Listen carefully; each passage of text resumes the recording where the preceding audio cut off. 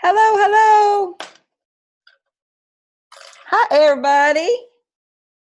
All right, let me get organized here. I got a dog that wants to play and one that wants to bark, so it might be a little noisy. Okay, so today I have a couple of questions on the page, but not a whole lot. So be thinking about what you might need for support today, because my brain is almost out of ideas right now. I've had a crazy morning, and don't even get me started on the personal stuff I've got going on with attorneys. If anybody knows anything about divorce and wants to throw me a big, long list of things that I need to be doing, that would be really helpful. Save me some time.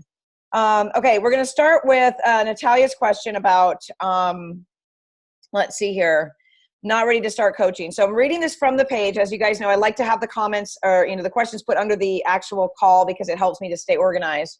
But she's saying, do you think it's possible to either build a business or jumpstart it with just a la carte programs, such as the pantry clean out? I have 4 such programs in mind. I feel they're much less risk compared to either one-on-one or group and much less involved. Do you think that's a good idea? How would you approach it? And what would I need to start, legal or insurance? Okay.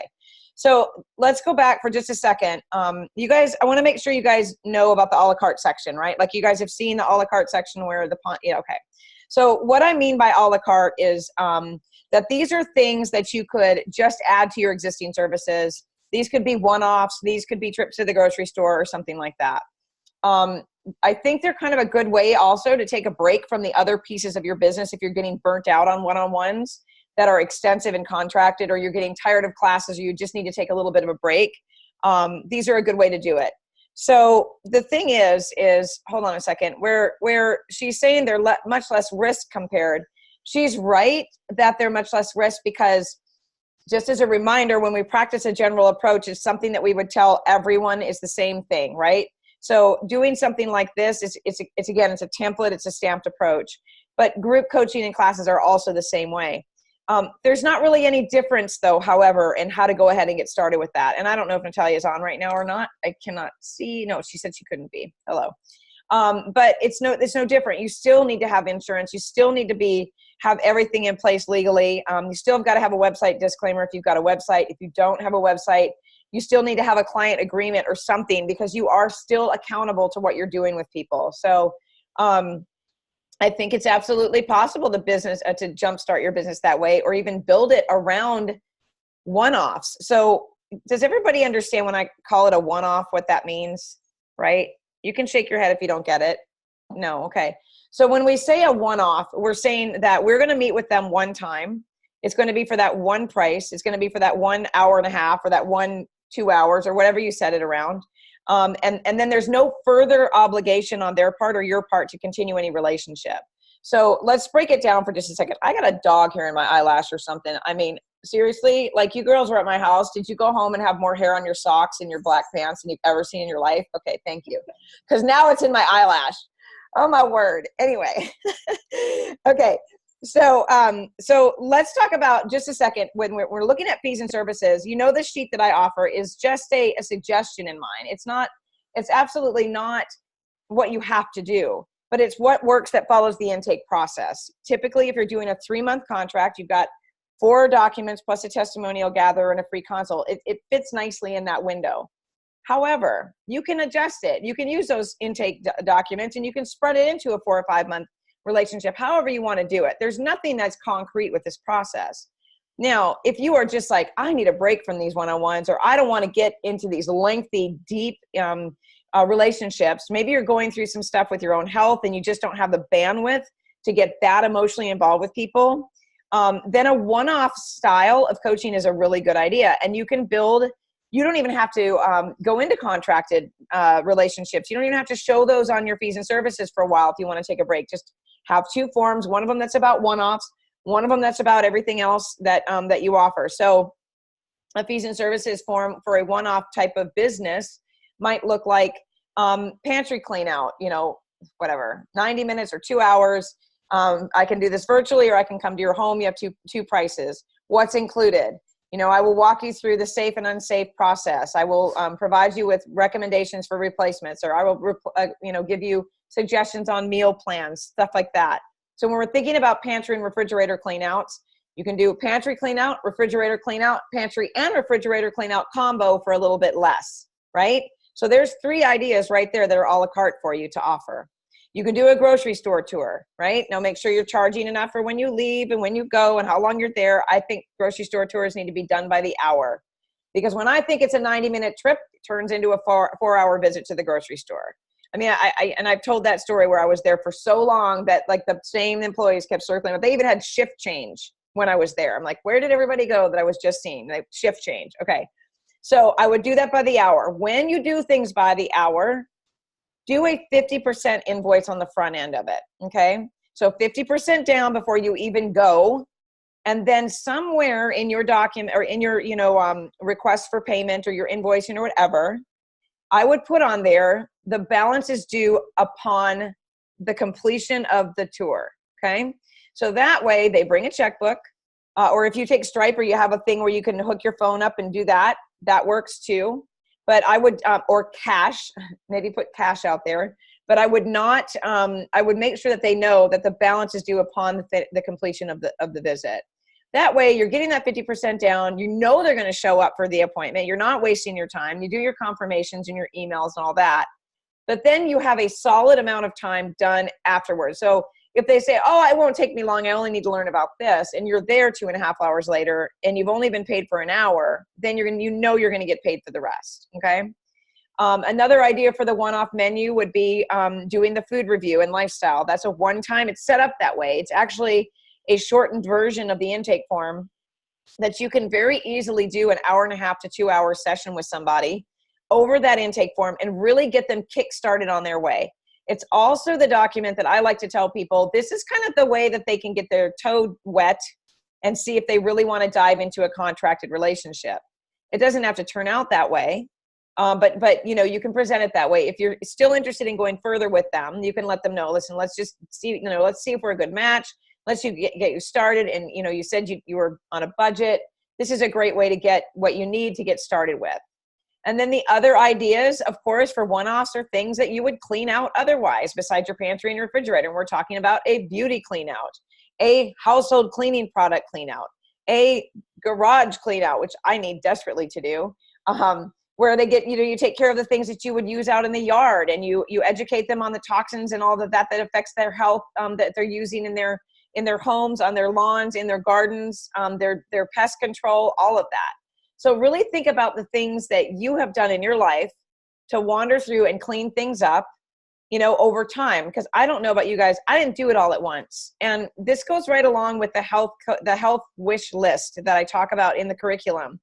It's very, very helpful. And I would have every single client do a health wish list, no matter what their choice is, whether it's a contract or an a la carte or a one-time or a pantry clean out, doesn't matter. Tell them that this is a great way for them. Now my brain's spinning. I need to write this down so I don't forget something. List. Okay. This is a great way for them to get started on their journey. So let me lay this out. Let's say someone comes to you and they say, I heard that you did a grocery store tour with my friend Jennifer, and she says you offer a lot of other things too. Yes, I do. Absolutely. Well, that's what I want to do. I want to get started there. Okay, perfect. When you meet with that client, give a list of all the other a la carte items that you offer, along with the action step of doing a health wish list. You can actually create that health wish list for the kitchen, health wish list for your makeup and beauty products, health wish list for your household goods. So when you do that, when you break it down for them, their mind starts to work as they develop these skills of making changes and stuff. Oh my gosh, I need to work on this next, or I need to work on this. They don't have to start on that right away, but that's a wish list, meaning what would you do and what are you learning? What would you do differently if you had all the money and the time and the energy in the world to make changes right now? Put it on the list. There is absolutely no limits. There's no budget. It's just what you wish for. So then let's just say they do the grocery store trip for you. They go home, they start making the changes, and they're like, oh my gosh, she does this too. I'd love to have her come over and work on my pantry. This is overwhelming for me. They call you back for a one-off on the pantry clean out. That way you can say, where are you on your wish list when you come back to visit? Which area are you working on next? So they may call you back for every section of their house for a one-off, and that keeps it fresh. It keeps it fun. It gives them, baby steps to work on. It doesn't give you that emotional burnout that a contracted relationship can actually put you into when things get deep. You can do a medication supplement clean out. Now, this is a little trickier because you're not telling them what to not take and what to throw away and all of that. You're simply going through, and this is a curriculum item, isn't it? This is something I'm going to have to create, isn't it? Yes, it is. Oh my God. Okay, shoot. Hold on. I'm telling you to do it because it's going to be next year before I get to it, but this is a new lesson. I knew this was going to happen. Jeez. All right, this is where I'm going to get stuck in that white room, that padded room with a notebook and a pen, and they're going to feed me under the door. This is the topic. Yeah. Okay, curriculum. Hang on, you guys. Jeez. I'll feed you cinnamon rolls through the door. Yeah, there you go. Shove them under the door. Oh my gosh, and sauerkraut to keep my belly fine. Okay, but you can start this process now and add it to your stuff because, what happens here. So hold on a second. I lost my train of thought. I had to write that down and then I lost it. Where was I going with that? Hold on. Let me get back to it. Okay. Going through one-offs, piece by piece in the kitchen and then Oh, darn it. It's gone. Okay. Medications. Thank you, Linda. Thank you for that. Okay. Linda's, she's always on top of it. So medication. So this is the thing that we can also do is we can have these templates created before we actually go into these one-off appointments so that you don't have to start the work over on the recommendations. Now, remember, when we go to someone's house, it's going to be different walking into everyone's house. Everyone's going to eat a little bit different, right? But what you're going to recommend and suggest is usually going to be the same. Same thing as we do like with the food guide. Okay, so the food guide is it's a staple template. Everyone gets one. They pick what they want to do out of there. They learn what they want. You change and put what you want in there. Same thing for the clean outs. So you create a template, medication and supplement clean out. What to look for? Fillers, what fillers to look for. Replacement products. So a simple table of don't use, or think about, consider getting rid of, consider replacing with. You can do that with house cleaning products. You can do that with beauty products. It's just a simple quick start guide. So, you can turn that into an ebook. You can put that as an opt-in. Where am I going with all of this? Am I throwing too much at you guys? Because you guys are scribbling and writing. Okay. Yeah. But these are things that you can add to your business that can really be those simplified steps that you want to take where you're just not emotionally diving in with everyone. And then, okay, so then you can sell these as bundles. So you can send these as bundles, sell them as bundles where you could do, say someone want, like I said, the pantry and the refrigerator in combination, right? You could also add on any of the following, with a 10% off discount. See what I'm saying? So if they want to add on the garage, or they want to add on the beauty supplies, the cleaning supplies, whatever, you then have literally a 2-month client where every week, maybe you go to their house, or every week you hop online and you spend time with them and you just help them literally start from scratch, cleaning out everything in their home, baby steps at a time. Because when you have, or we can do it by the month. They're like, well, this month I want to work on this, but I'm going to hire you next month for this, and then the next month for this. That is also baby steps that makes it more manageable for them to start changing things. That all making sense to you guys? Do you see how this, can you visualize what I'm saying here? Okay. I'm trying to be super clear. But the templates and the clean out guides, you don't even necessarily have to start those on your own. I mean, I'm sure there's tons of resources out there that you could link them to, but I would absolutely have something that you hand out that has an explanation. Why would you want to clean out your beauty supplies, your booty supplies? Did you catch that? Booty. Okay. And then after you do that little paragraph, it's got your branding on it. It's got your information on it. You have a little paragraph about why it's important to clean out their beauty supplies. And then underneath it, you've got some resources for them to replace things with. Then you wouldn't even have to type up that template. So you have options there. If you want to be the one that creates the template of don't use this, you can. Or you can give a little introduction about why it's important and what, the resources they would look those things up with, and then create links there. That's the fastest way to do it. That's probably how I would do it, because after creating so much content, I'm all about the shortcut. Okay. All right. Do you guys have any questions about any of that I just rattled off? Linda says, ignore my notes, saving bullet points in chat from your talk. Oh, okay. Okay. Yeah, your list is helpful. Yes, she's health list room. Yeah, by room. Okay, so by room even adds more detail to this. You know, your bedroom clean out. You know, what's in your bedroom? You know, EMF clean out. What's in your, you know, what else? I mean, gosh, you can break this down into so many pieces. Your office. Like so many people are using all those sprays to clean their equipment. I mean, there's just so many things you could do. Seriously. Yeah. Okay. Okay, good. Yeah. Thank you for typing that up for sure. All right. See, I just got excited about that, didn't I? I just went whoop, right into it. Okay. All right. So that's a whole new that's a module for the curriculum for IFHC, right? Yeah. Hey Diane, would you do me a huge favor? Would you shoot an email to Dawn and tell her to task me that in Trello?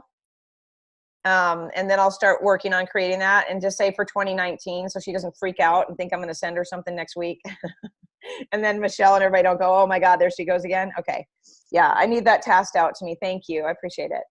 Okay. So with that said, that was the longest answer to Natalia's question ever, but I think it's pretty thorough that absolutely you could do this and kickstart your business, or even your entire business could be surrounded by the one-offs. It doesn't have to have this one-on-one stuff, you know?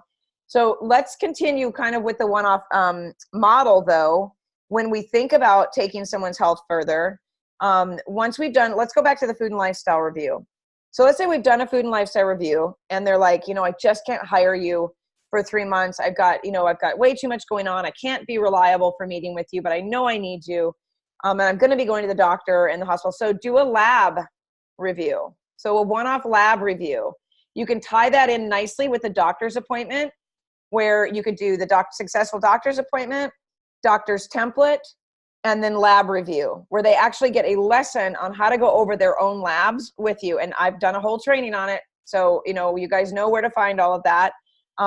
It's me showing you how to get your client on screen. For those of you who are new on here today, I'm showing you how to stay safe, educating your clients and not telling them what's wrong with them. So make sure that if you consider doing a successful doctor's appointment, a doctor's template, and a lab, that you listen to those lessons first, okay?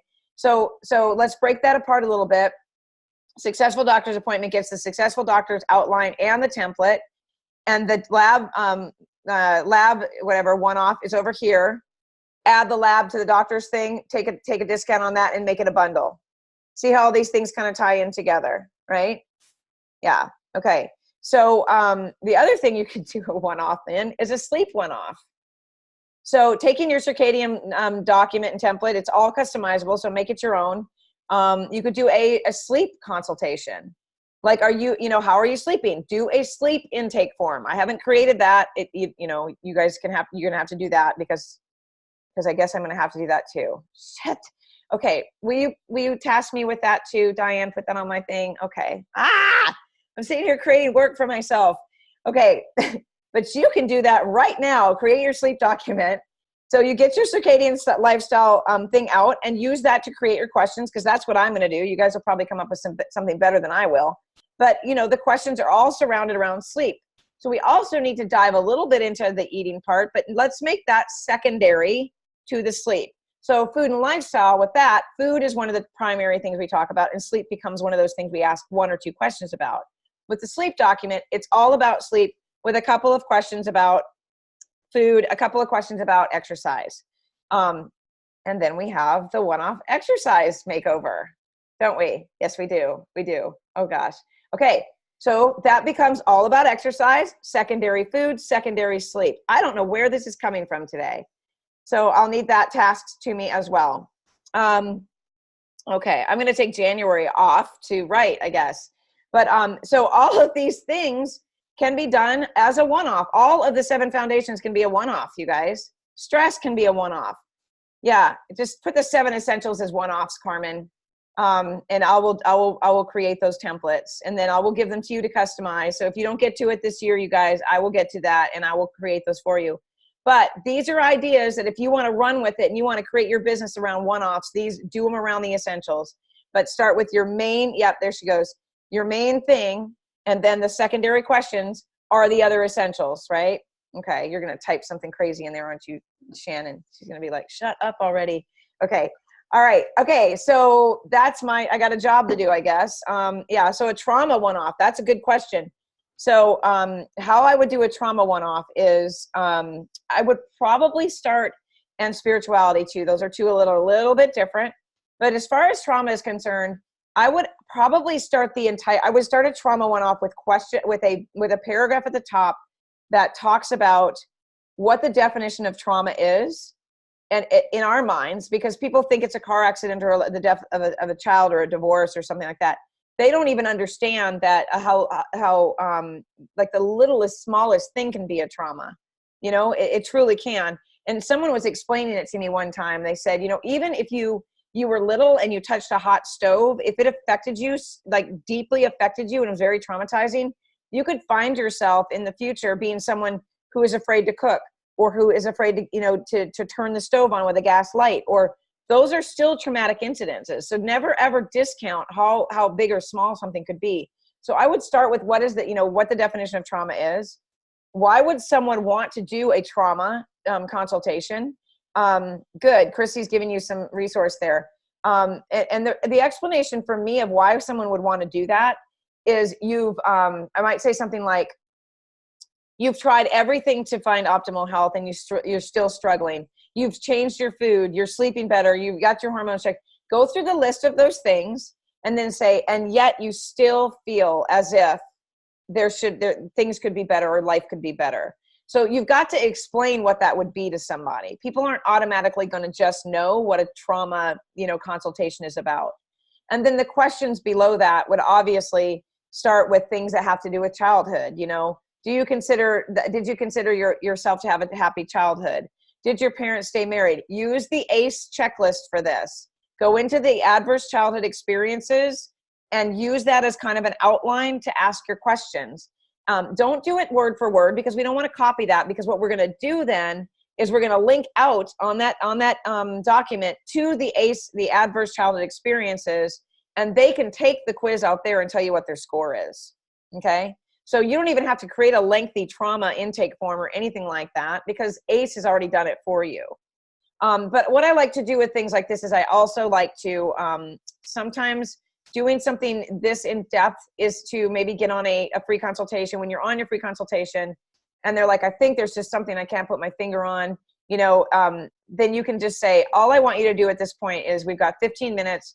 I want you to just start rattling off what brought you to even the idea that there might be trauma in your life. And I want you to start talking with absolutely no rigid guidelines, no script, just like we would do if we were asking someone to write something down, right? Like if the first thing that comes into your head, write it on a piece of paper. It's freestyling, really. We want them to do that. We want them to start talking, and then we want to pick up on where, okay, that might be something, or that could be going on, or whatever. Okay, that you're still not giving advice. You're still not saying, oh, you've been traumatized, you're all screwed up. We don't want to do that. We never want to do that. Though we do want to say, okay, it sounds like you're really tapping into something for yourself here. Some of this stuff sounds really familiar from what I've heard in the past about other people that have dealt with the same thing. I think that we've got something to discuss. Okay. So it's always going back to what they're saying and what they're experiencing, and bringing it back to them, if that makes any sense. So with spirituality, my thing, I feel like so many people are so lost because they have no spirituality at all. I feel like when you're in the worst of the worst of the worst, when you don't have anybody messaging you, nobody's on Facebook, nobody's calling you to go have coffee, you break up with the guy you were dating, which I did. Hello. Okay. Last week. Anyway, don't even ask. It's okay. It's totally fine. You don't have anybody. What you do have, if you are dialed in to knowing that you are not alone, is you have your spirituality. You have your God, you have your Buddha, you have your yoga, you have your salt lamp behind your head, Shannon, you have whatever it is that dials you into something bigger than yourself, whether it's the universe or whatever. But it's important, because if people think that they're floating around in this world by themselves, they've got big, big problems. And that's going to lead me into what, about a lesson that I'm going to have to also create, but I got to learn more about it first, because I'm diving into it head first. And that is about attachment. Do you guys know what attachment styles are? Do you know the different ones? Okay. So is anybody interested in learning a little bit about that right now, or do we want to dive into, okay, so let me just touch on it. Okay, attachment styles. This will just give you a little insight as to why I'm not still seeing the same person. For those of you who knew I had a boyfriend, is that, okay, so attachment styles, there are 3. Depending on where you look and who you ask and what you read, but there are really 3 solid attachment styles that we're all born into this world as perfect people with no idea what's coming at us, right? But how we're nurtured and how after we're born, from the minute that we enter the world, we develop an attachment style based on how we're nurtured by our parents. We have anxious attachment, we have secure attachment, and we have dismissive or avoidant attachment. So there's 3 attachment styles. Every single person on this call right here has an attachment style. Finding out what your attachment style is, there's a book called Attached. It has a magnet on the front in the shape of a heart. It's amazing. That's going to really, yeah, Kim says I was anxious attachment. Okay. So what you're going to find out is how you relate to people and the world around you, and how you develop relationships with others is going to be based 100% on your attachment style. So let me give you an example. I'm anxious attachment moved into secure. Okay. So we're all aiming to go into a secure attachment. This is with everything we're doing, you guys. This is affecting how you relate to your clients. It's affecting how you do your business, how you do your business, how you relate to your spouses, all of it. So I was that and moving into secure. The person I was dating was dismissive, avoidant, that doesn't know that he wants to be secure. My ex-husband, all the cheating and the betrayal and the broken relationships and the detachment and not emotionally being available, avoidant attachment. So this is also a really good thing to understand, because it gives you great compassion for the people that you're trying to attach to in your life, or you're trying to have relationship with. Because it's absolutely 100% until they're aware that that's what's happening, or you are aware of that's what's happening to you, we don't know why we're making the decisions or we feel the way that we do. It's absolutely fascinating to me. I've learned a little bit about it in the last year, but I've really dove headfirst into it out of kind of force because of the situation with the spouse, and then some specific friends that were avoidance that I've been counseling through some of this stuff, and now I'm just headfirst diving into it. Absolutely. Because it absolutely, if you get with the wrong attachment style before they even know they have a problem, you're going to have a relationship in stress. Okay. So what we would all like to be is moving into security. But what we have to do is we have to figure out, where did it come from? So for me as a child, I'm going to read the comments too in a second. For me as a child, my mom, again, for those of you, this might be repetitive, was hospitalized, almost died, 104 fever. Literally the blood clot was traveling up her leg. They saw the heat on her leg and they said, oh my God. And they cut her open from her belly to her groin, and they found the clot before it got to her heart. I saw my mom for 1 day before that happened. So I was able to develop that attachment with her because we were separated. We were pulled apart for 5 weeks. And I was raised by my grandmothers. Okay. So my dad was gone traveling and drinking and partying and whatever. He'd kill me if he knew I was telling the world this. So we'll make sure this one is not out in the world until he's gone. Anyway, so my style of attachment was born from that situation. And so it was more of a needy, emotional, crying to get attention, doing things to get attention because I felt so insecure in the world. It's not because I'm an insecure person, because I'm not an insecure person. But when my lid so-called gets flipped, as KK calls it, I revert to, well, not as much with anybody else, but in my relationships, I have reverted in the past to that behavior. Kim, you understand what I'm talking about, right? Because you're anxious attachment. Okay. An avoidant, dismissive person finds that they're not getting their needs met. And so they just give up on everything and everyone, and they become completely independent because they don't think the world is going to give them what they need. You're working with these people. Okay. You are working with these people. And what attachment can actually do to the physical body is make you very, very sick. It can give you cancer, autoimmunity, depression, psychological disorders and diseases, pain from head to toe, fibromyalgia. I mean, you name it. You are working with people that have attachment. Everyone does. So it may even be beneficial to put it. One of the questions on your intake form is, do you know what attachment style you are? Right? Because this can actually lend some great information about Are they getting the support they need from their spouse? Do they even care about the support they're getting? If they don't, they're probably avoidant. But deep underneath it all, every human being in this world wants to be attached in a secure way. All of us do. We're looking for it. We're starving for attachment. We're starving for security. So with that said, if you are married and you know your attachment style, you need to find out what your spouse's attachment style is. And the two of you need to find a way to make that work together. Because if you don't, it is inevitable that you are going to be unhappy for probably the rest of your life in some way or whatever. If you're dating someone and they're an avoidant, you got to figure out if you want to be a part of that or not. If you want to wait around for that stuff to get fixed, okay? So that's kind of a personal little bit about attachment, but I want to look over here. Yes. Christy said, I'm anxious moving towards secure. My husband avoidant. Oh boy. Yeah. You get me then, Christy, 100%. It's a really, really, really hard thing. And I'll just put this out to you, since you put it out there. If he doesn't understand that he's avoidant and he doesn't start to fix it, it won't work out. There's not a single couple that's anxious and avoidant that has made it. It's impossible. That's the energy that we're dealing with here. So thankfully, you're still married and you have that opportunity for the two of you to both know what security is and work towards that secure goal. Or you could stay married and just be miserable, which that sucks. Trust me, been there. Huh, not again. So there's, So interestingly enough, Linda, the word codependence doesn't mix with attachment because we're born to be attached.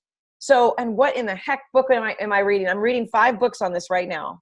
And I want to say that it is, oh my gosh, I want to say it is the book Attached that talks about codependence really is a myth. And it's not an unhealthy thing. It's a term that that they ran with it when they decided that it seemed like an unhealthy thing. But what it really is a healthy thing because we want to be dependent on each other. This is about the emotional health. This is about trauma. This is about relationships, spirituality. This all fits into what we're doing with our clients here. So if you listen to the book Attached, I think that's it, where they talk about codependence. I was like, it was almost like a weight off my shoulders, sort of, because, that was a label that I carried around for a really long time. And I'm like, but I'm not codependent. I don't codepend on anyone in my life. But the behaviors that come in when you don't get the attachment that's secure can seem that way. That makes sense to you guys? Yeah, I think that's fascinating. So Kim says, I was a preemie baby in an incubator for 8 weeks, pulled away from my parents. I felt their fears. Yes, absolutely. No, it's not a different topic. It totally is all tied together, Kim, 100%. Dis-ease comes from detachment and attachment disorders as children. If we don't have, this is, again, us taking this so much deeper than other health coaches are doing. They're going, because if we don't have an understanding of people's, their foundation and their, where their problems are coming from and what their attachment styles are, we can do all of these things with food and all that, but there's always going to be a little piece that might be left over that we might be missing or they're missing. Yeah, I know. And most of the time when I talk about this stuff, like my friend Emily was here right before I got online, and she was just like, she was fascinated. She's like, I love this stuff. She's like, oh my gosh, I could be an avoidant. I think I might be an avoidant. And when we talk to our friends and family about this and our clients, they're grabbing some of this and they're changing things about their life without us even knowing it. It's hugely important. All right. It comes down to an issue called basic trust, established prior to age 2, as I learned it. Yeah. Oh, I would say it's like within the first week or 2 of infancy for sure. That's when we start to feel that need and that desire. There was a study. Okay. So who's the guy? Bowlby. Is it somebody named Bowlby? Bowlby, I think. So there was a study done, and I can't remember, the strange experiment or something, something experiment, where a little child was playing in a room with a therapist, and the mother was sitting on the chair playing the toys, very disinterested in the mother and the therapist. And the mother left the room, and the child immediately got up and went over to the door and was crying for the mother. This almost broke my heart because I was not a let him cry kind of person. I'm like, I'll pick you up anytime you even think about crying, I'll pick you up. And so then the mother came back in, and the child was almost angry and irritated with the mother because that need to be secure and what's the word, reassured was not there. The mother was gone from the room. So that security left out of the room. When the mother came back, it was like this whole emotional destroyed in just this distraught child. And the mother reassured the child. But there's I think it was called the Strange Experiment. I'll have to look it up and find it for you guys. And it's not word for word, but it was very interesting.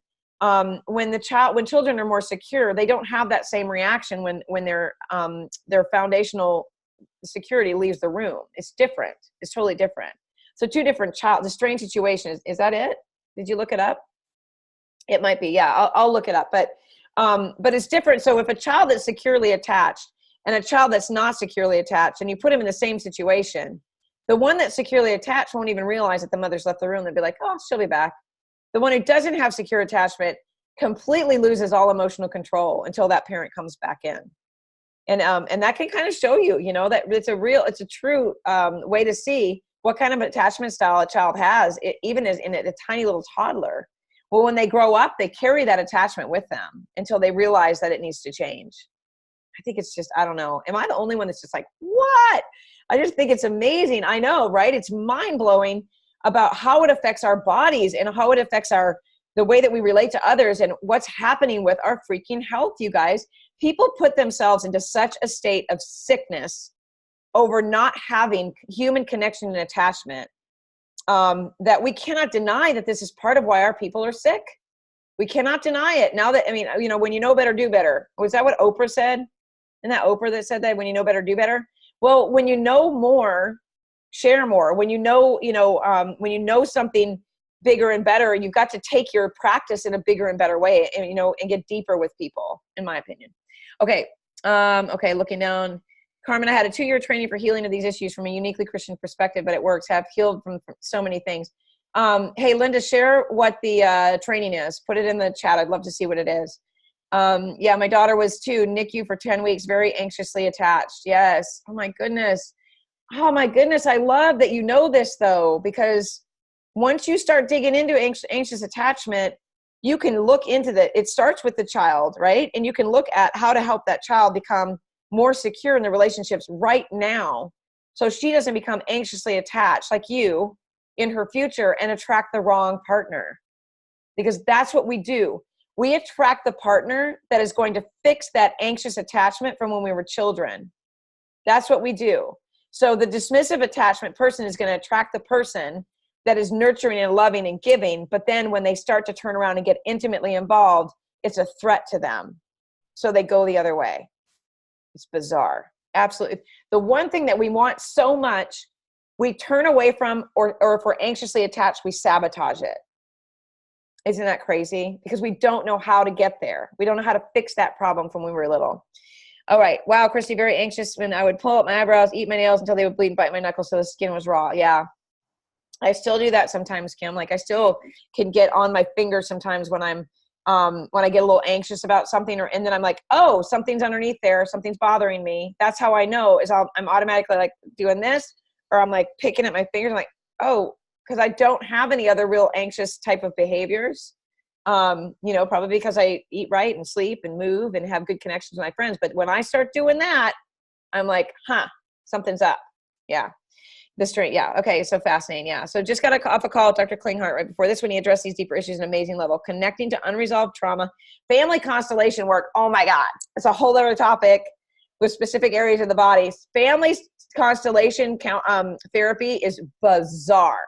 Okay. I've never done it because it kind of freaks me out just a little bit, but family constellation therapy, you get into a room. They do it remotely too. If I'm remembering, I'll read the rest of this in a minute. But you get into a room and people are your family members. So you're in a therapy room and they are your family members that you have had trauma and problems with.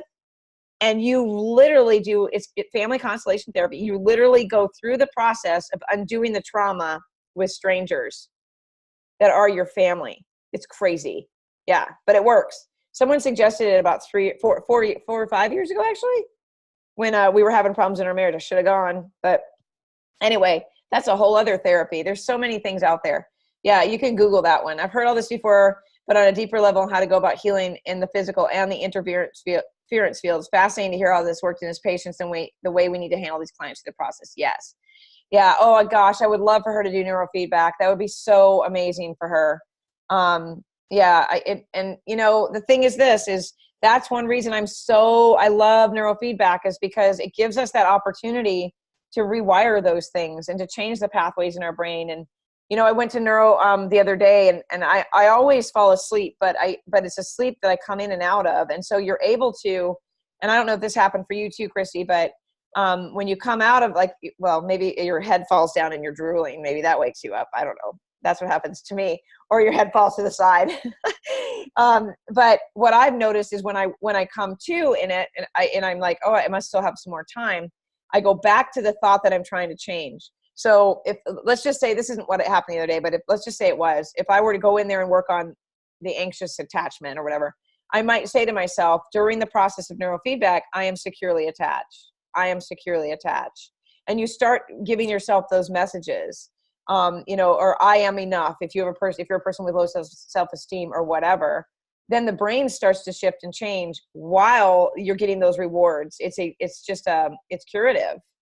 I mean, it truly is. I can't explain it to you. It's just a different way of dealing with trauma and problems and all of that.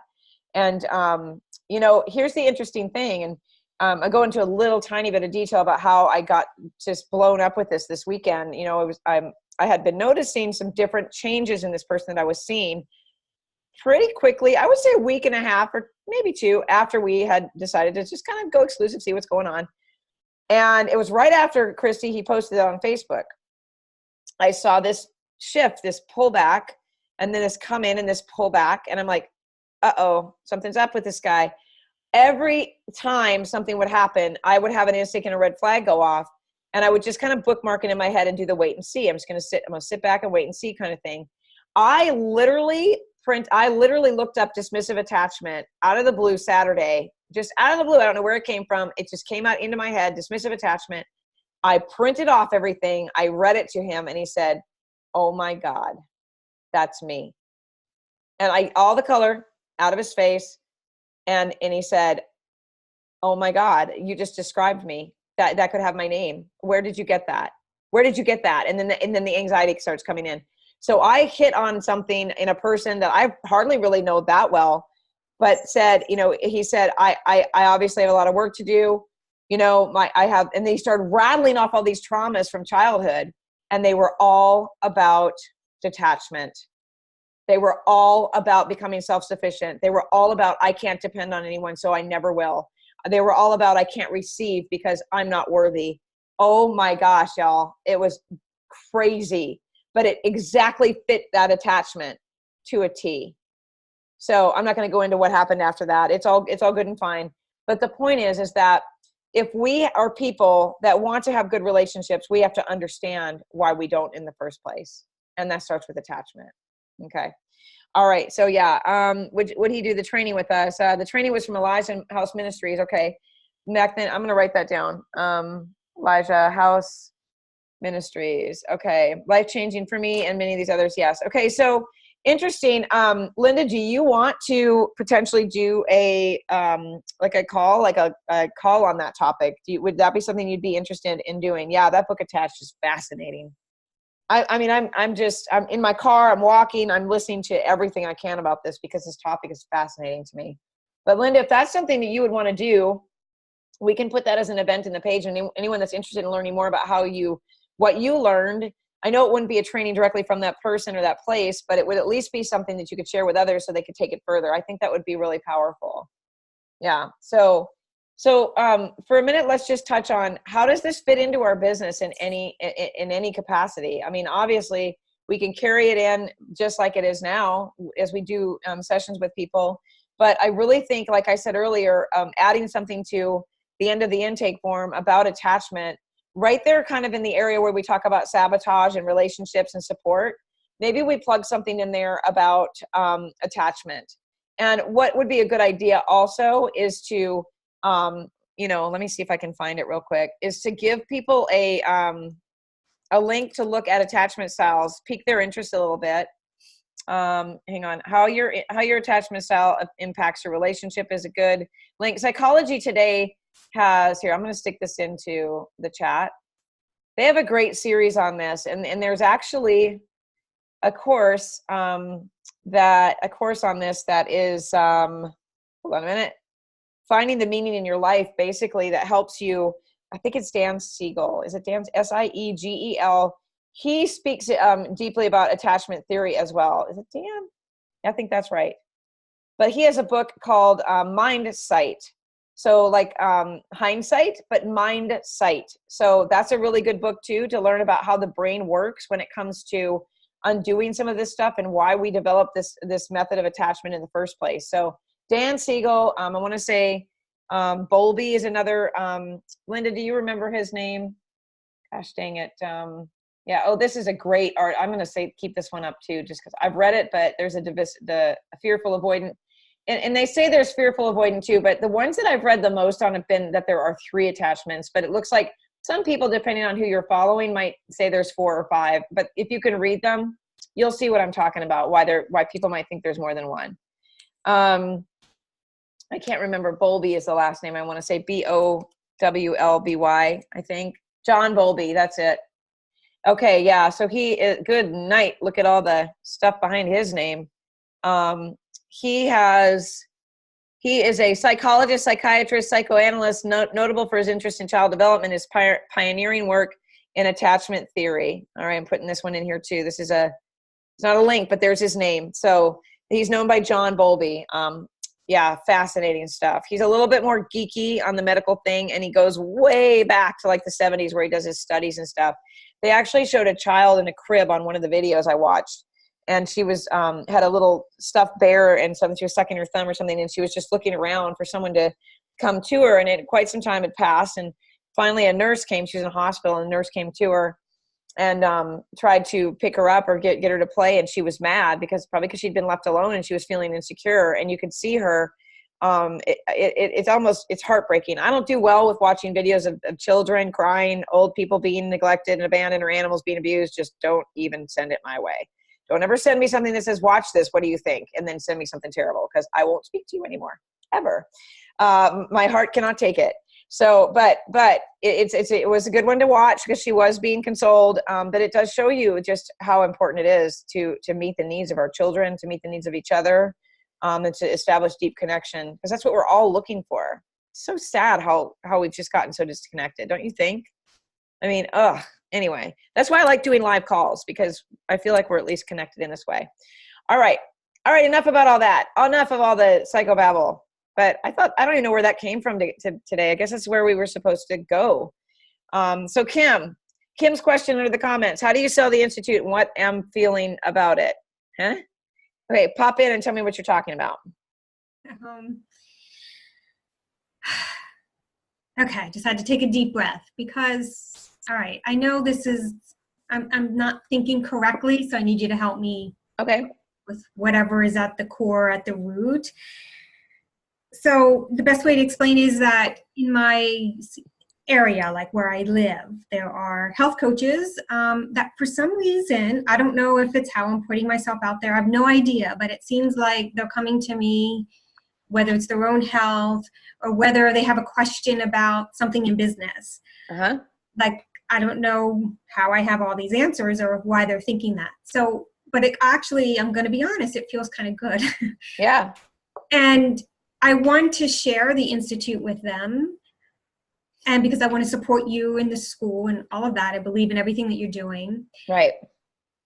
But I also, at the same time, because they're looking at me in a certain way, if I share that, then I just look like them. Oh my gosh, that sounds so terrible. Does that make sense? How do I get over this thought process? Okay. So no, it's not terrible. This is how here's how it is. You tell them, I invested financially, I invested emotionally, and I invested physically in learning the most effective way to health coach. And if you want to be successful at this business, this is where you need to go. And you give them your affiliate link and you make several $100s off each one of them. This is not you being less than. It's not you being on, a cookie cutter coach. It's not any of that. You tell them, I put the work in. I elevated and up-leveled myself above any other coach by learning all of this stuff the hard way. And that was investment in everything. And I continue to. You never miss a call. You always ask for help. You're doing the work. And so you're going to be a person, that they can, the thing is that you're not going to, coaching health coaches is a whole other ball game of work. It requires a lot more time and investment, and you need to get paid for what you do. And that's not your area. That's not what you want to do. I know it feels good to be wanted and needed and all of that, but your time would be better served in making money off of telling them why you got where you are, and then sharing your affiliate link and saying, this is where we get it done. This is where we're learning. I'd love for you to be a part of these people, because it's not like any other school you're going to or you would go to, or you probably didn't learn it where you went. They're coming to you because they already see you as above them. And it doesn't make you a bad person to feel like you want to be up-leveled. I think it's a natural step that you take in your health coaching business, is that you do feel up-leveled from them. And there's a reason you feel that way, because you've learned probably 10,000 times more than they have. And that's okay. So does that make sense? It makes 100%. Yeah. sense. But Yeah. So this is also, though, where you need to be kind of the same thing with our clients, where we don't want them to pick our brain. Don't let them pick your brain. Don't tell them how to start websites and do this and do this and do that. You tell them, listen, this is, I invested in my education, and I continue to do it every day. There's absolutely no possible way. This is a blueprint for your business and for continuing education. So I'm just going to tell you, go out to the page. Here's the link to do so. Get your link ready and put it into a bit.ly, what bit.ly.com, put it into a short link. Yeah. And then tell them, you can ask me any questions you want to about the curriculum if you'd like, but I would recommend that you get on a call, because even if they get on a call with Freddie, they need to tell them, this is my link for signing up, and tell them, Kim sent me here. Freddie will make a note of it, because he gets a commission, but affiliates also get paid too. So there's two payments that go out when it goes that way, but we track it. As long as you provide your information, we can do that. Yeah, but encourage them to talk to someone at length about it, and so that you don't look like that person is just giving them all this information. Then they run off and be like, oh, thanks for the education, Kim. Right. Yeah, but that's how I would handle it. No, thank you. That I knew you would help me to. You're welcome. Thank you. It makes sense. 100%. Okay.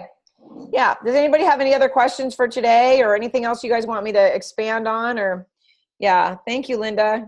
Look at her. She's just type it away. I love that you do that. Yeah, and you guys can you can save that, right? You can save the chat. Okay. Yeah. I got a question. Yeah.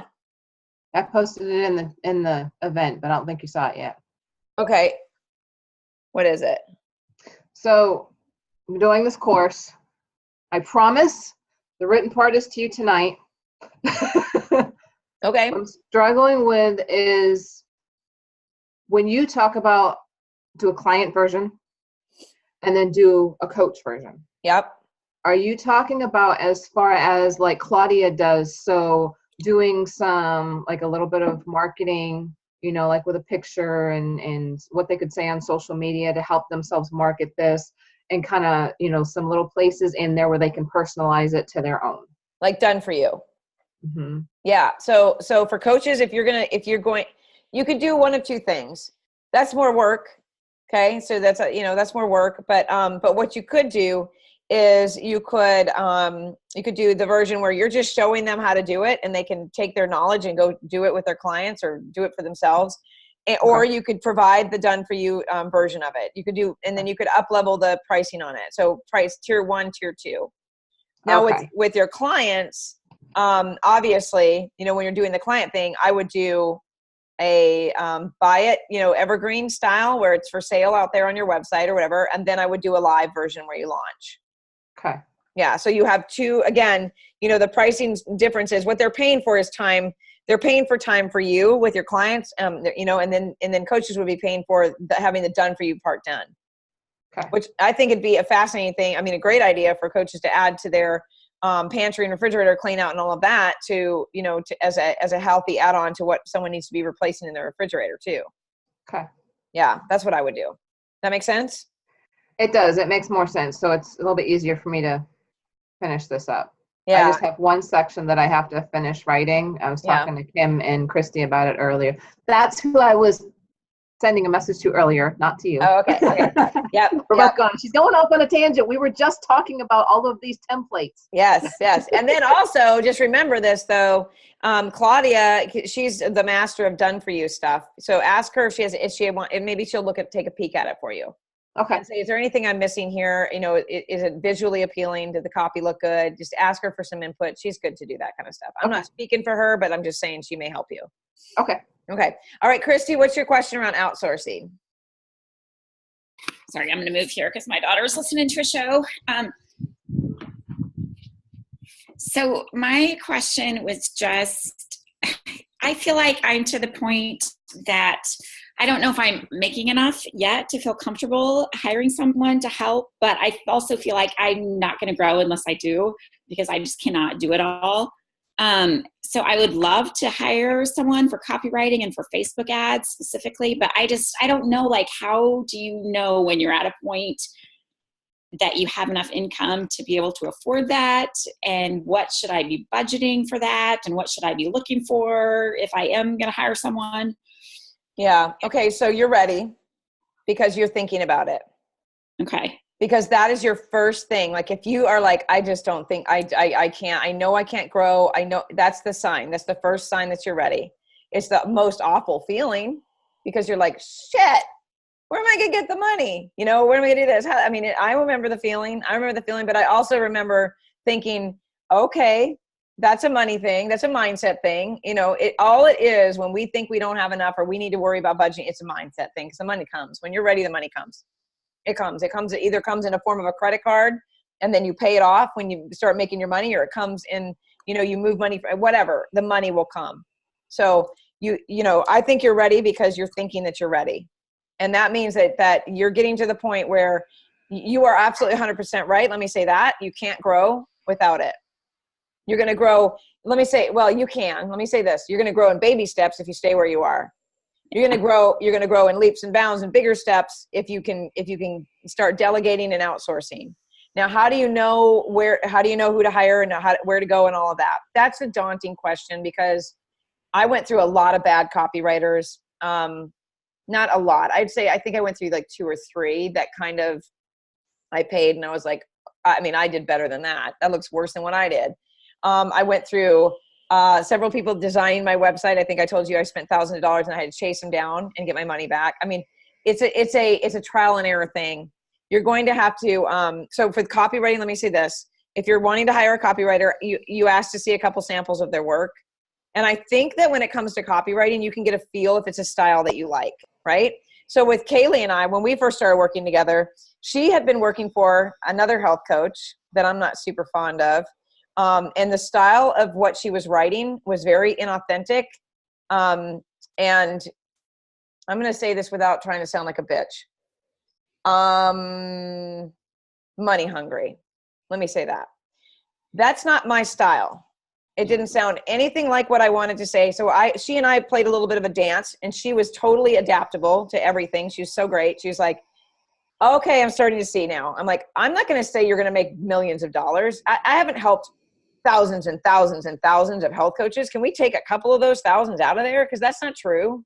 Like I had some problems with some of that because it didn't feel right to me to say a message to people that wasn't true. You know, we had to remove the 6-figure language that was in there. A lot of that. The numbers were exaggerated on how many people I'd worked with, the amount of time that I'd been doing things. I'm like, oh, nope. Like I love everything else, but this stuff is not true. So, but that was the style she was used to doing, was over exaggerating and making herself bigger. That's what the other person does. Okay. So we finally found our rhythm. She got to know me and now she's fat. She's amazing for me. But so you're going to do that with people. You're going to say, you know what? I like this part of what you wrote, or I like this, what you're doing with this, but this doesn't feel so good to me. Can we work together? So you're not going to hit it on the first time every time. So do you go to Fiverr? Lots of people have a great luck with Fiverr for copywriting. And so, other people say, well, you get what you pay for. Well, maybe not. The other thing I think is an unused resource for a lot of people, and I think we don't necessarily remember this. Facebook has a group for everything. Is there a copywriting Facebook group? right? So when I was trying to learn funnels, shoot me in the face right now, that lasted about an hour. I found funnel hackers, and I found, what's her face?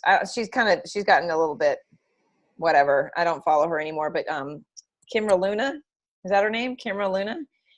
Yeah, okay. So I found funnel hackers through like going through her site. And then I found Kaylee, I think, through funnel hackers, if I'm not mistaken. So go to the groups out there. Is there a copywriting group? Is there a graphic artist group? Is there a marketing group? And you're going to find trollers in there that are looking for business. And that's not a bad thing. It'd be like us as health coaches going into a chronic condition group and saying, there's a lot of sick people in here, right? I could help all of them. And there is a way to kind of get yourself in there a little bit. So that's what they'll do. You'll see someone say, you know what, personal message me if you're interested. I work for Fiverr or something like that. And then you may start a conversation. It's an interviewing process for real. Now, how do you know how to budget for it? So what's your most immediate need? I think Facebook ads probably, because I know nothing about Facebook ads and I don't want to waste my money on them and without knowing something, but I really don't want to learn it either.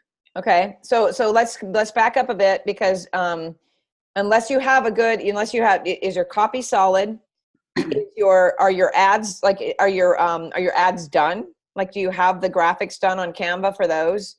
Is your program that you're leading to does it have an upsell in it? So in case they decide not to go for the program, they have something they can purchase. Do you have an opt-in that's free for them? You know, do you have all the steps in place before you move into a Facebook ad person? Because if you have a program and you have an ad done and you can push people to it with Facebook ads all day long, but where are they going? Right. Do you have a way to gather their email? Are you optimizing that Facebook ad by having a way to upsell them into something else?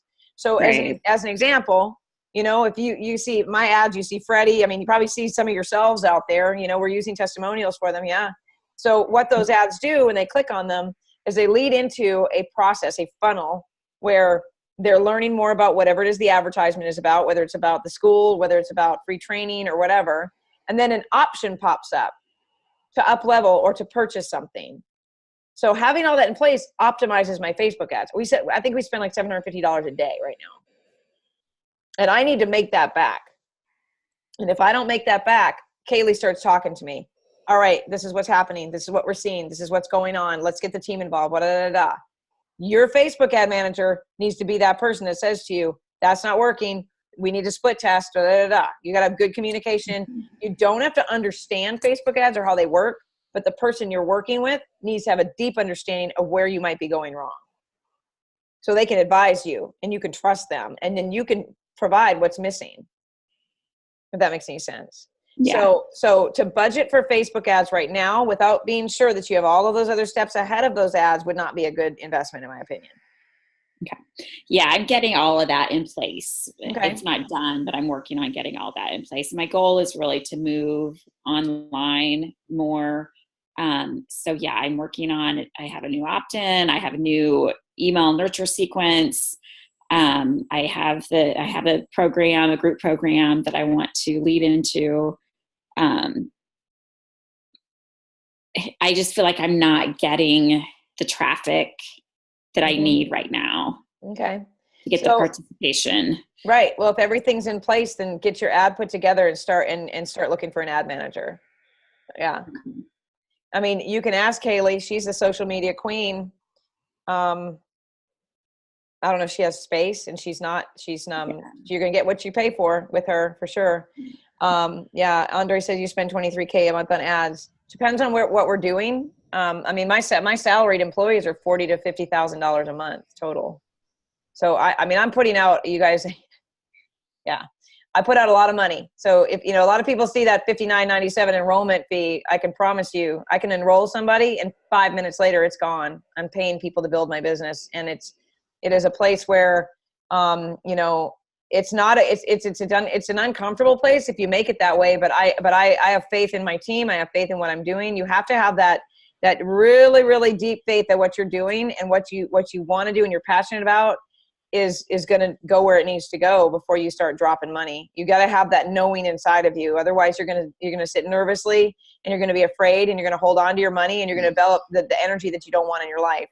then that's why it's important to have those pieces in place. If you're solid on your funnel and you're solid on your opt-in and you've got this upsell and you're ready to go, all you need to do is find that Facebook manager and go out and look in Facebook groups, Facebook ads, find someone out there. You know what I mean?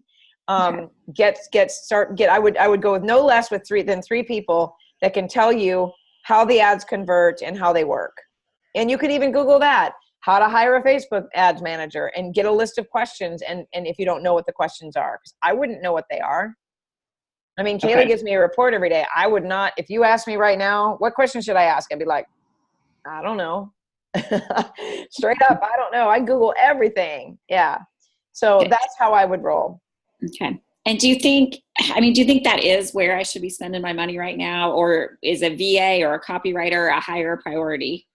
If your copy is good on what you're doing and you're comfortable with it, and you've got everything in place and you've got a program, you need ads running to that so you can start getting some traffic.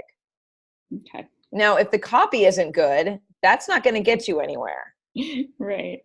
Yeah. So that's one or the other. It's, what do you think of my copy? Does it speak to people? Is it effective once they get on the copy, once they read the copy? And for those of you who don't know what copy is the text that's on everything you do.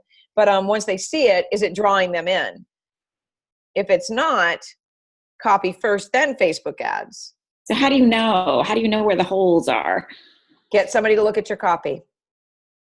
Ask somebody to review it. Get a couple of coaches to pop in and see if it speaks to what your message is. Okay. Are you clear in what you're asking for?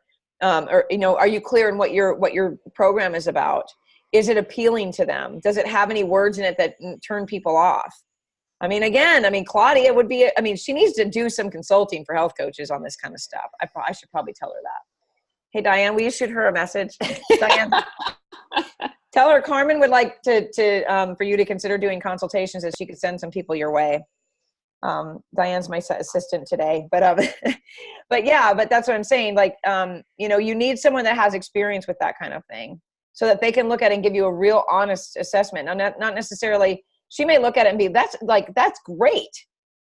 And then then you're good to go. Then you hire a Facebook manager. But she might say, yeah, there's some changes that need to happen here. And they might be so extensive that you're like, hey, would you mind, can I hire you to do some copy for me?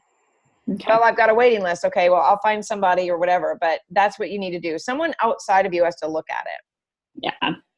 Yeah. My mom always, whenever I write, or do anything, my mom's always like, you always know exactly how to express yourself. And I'm like, I look at it and I'm like, I don't think it's that good. And she's like, no, you're a great writer. People outside of us see what we don't see. Yeah. Okay. That's how I would roll with it for sure. Okay. Thank you. That helps. All right. Good. Okay. Yeah. Or beta. Yeah. You can beta test the copy, but the problem is with that, Kim, is that she's spending money split testing. And, it's like throwing something at the wall and seeing what sticks, when you really could get an outsider's opinion. And then once you have someone saying, yeah, that's pretty solid, that looks good, then maybe consider split testing or testing, beta testing it. But I'm not big on testing unless I feel really good about what I'm doing, or putting something out there. It's just one of those things. Yeah. I need to save money and be really careful with that. So, all right. Anything else from anybody? Did we answer all the questions today and all that? Yeah. So let me ask you guys, are you good with the format of how we do these calls, that I don't have a structure or a topic? Is everybody good with that? Because I know a lot of schools do that. Today, we're going to talk about opt-ins. Okay. It's not my style. I don't want to talk about opt-ins. I want to talk about the stuff that makes us good coaches and makes us think outside of our business box and makes us grow and become better. But I'm always open to, constructive suggestions, criticism, whatever, as long as you're nice to me when you criticize, and I can handle it. But yeah, exactly. Andre, I want to meet you where you are. I think, and good. Thank you, Linda. Yeah. Open conversation. What questions you have. This is just for you. It's not about me. I already know all this stuff. So I want to make sure that you guys feel confident and secure and securely attached to me. I would like you to be securely attached to me. You can start with me. So, I'm always here to answer questions. I'm always here to do lives for you. If you, throughout the week, if we don't, have a call scheduled, like next week, Thanksgiving, if you have a need, just tag me in the group and say, can you do a live for this? so much easier for me to get on and do this kind of explanation than it is to type something out. I should probably be better about putting in the topic what it is when I do lives. I'll work on doing that. But sometimes it's just me popping in for 5 minutes before I run out the door. But I love doing that. I prefer that. So one other thing, did I tell you guys about Marco Polo? Did I tell you about Marco Polo yet? I knew I forgot something last week. Okay. This is what I was like, what was it I was going to tell you guys? All right. So there's this app. Hold on. Ooh, there's a cutie that wants to go out tonight. Huh. Hold on. Let me scroll through my phone. Okay. So Marco Polo is an app on your phone. There's Freddie. I'm going to play it for you guys. I'm going to kind of give you, hopefully we won't say anything inappropriate. We get kind of stupid when we talk. So what it is, it's a live app that you download it, and it doesn't take any space on your phone or anything, and it plays a video. I'm going to show you the video of him. Hang on. The one out in the snow. This is so funny. I hope you can see it. He's out in the snow, and he's not saying anything, but it's, okay. Can you see it? Look at his face. Okay, that's just a video of him. And then, hold on. And then here's one of him talking to me. Hey, Carmen, blah, blah, blah, blah, blah. And then here's me. I don't look at the phone when I'm driving, and I'm giving him ideas. We're just going back and forth with video. I love this app so much for many reasons. It's more personable. I get to connect with people. But for clients, this would be a really great way to give them some inspiration and support, not advice. Now, we're not going to give like advice over these types of things. It's not HIPAA compliant or anything. It's like a walkie-talkie, but it's real time. You could literally, if you've got a client that you want to pop in and you just say, I use Marco Polo to send encouraging messages every morning. It's not a way for us to communicate because I'm protecting your privacy. You can send back a thanks so much, have a good day to me, but I love to use this app to just throw some great, inspiration your way. So you could even pop on and be like, good morning, Laura. I hope you have a wonderful day today. So the quote for the day is this: have a great day, and you're done. It's a more personal way to connect with your clients. I'm actually mentoring a woman who is going through some betrayal right now. And I got a little tough love with her. She's a friend, but a referral. And it was easy for me to do a video and say, stop talking about him. He's not your problem anymore. And this is hard to hear. I couldn't put this in text because you might not be able to hear that I care about you. I want you to feel what I'm saying to you, but you've got to focus on yourself. I was able to do a big, long video just giving her some support. Whereas typing that out, she'd probably been like, you hate me. I mean, because it was really rough. It was rough. But she wrote back, she videoed me back and was like, I needed to hear every single bit of that. So I do it with my family. My mom gets on there. I mean, if you have elderly parents, all I can say is this: prepare for a lot of nose sniffing and looking around videos where they don't know they're being recorded. Or you get to listen to CNN and then your dad talking in the background. I was like, Mom, you're recording yourself. You're not saying anything. Like, she literally wiped her nose 1,000 times, and she's just, anyway. So be careful when you hit the start button and make sure you actually have something to say. Okay. Check it out, you guys. Let me know what you think. It's amazing. I love it. Have a great, great, great weekend, and take good care of yourselves. Think about, go out and explore your attachment style. Find out where you can be better in your relationships. Find out where you might be falling short. Evaluate the people in your lives, and make sure you're maximizing your relationships with them as well. Okay. All right, you guys. See you later. Thanks for everything. Bye.